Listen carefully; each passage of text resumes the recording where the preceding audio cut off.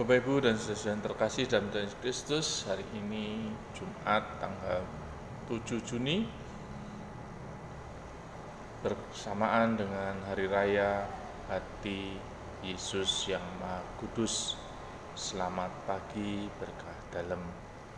Mosa untuk hari ini diambil dari Yohanes bab 19 ayat 31 sampai 37. Malah tawali dengan membuat tanda kemenangan dalam nama Bapa dan Putra dan Roh Kudus. Amin.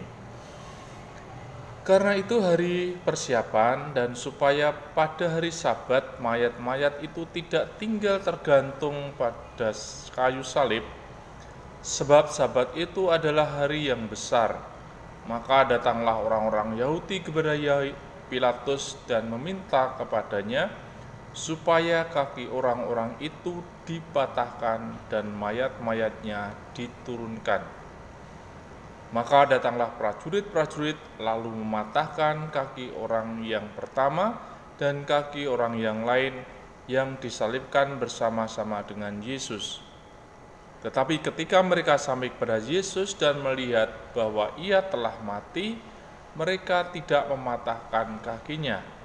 Tetapi seorang di antara prajurit menikam lambungnya dengan tombak dan segera mengalir keluar darah dan air. Dan orang yang melihat hal ini sendiri memberikan kesaksian ini, dan kesaksiannya benar, dan ia tahu bahwa ia mengatakan kebenaran supaya kamu juga percaya. Sebab hal ini terjadi supaya genaplah yang tertulis dalam kitab suci. Tidak ada tulangnya yang akan dipatahkan. Dan ada pula nas yang mengatakan mereka akan memandang kepada Dia yang telah mereka tikam.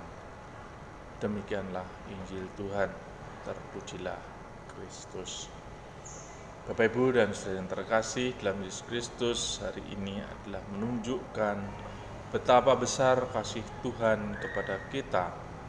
Walaupun Tuhan sudah wafat di kayu salib, namun kasih-Nya tetap tercurah terhadap kita semua.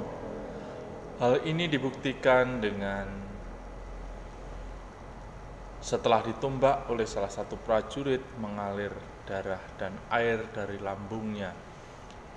Ini menunjukkan suatu kasih yang sehabis-habisnya dari Tuhan Yesus kepada kita.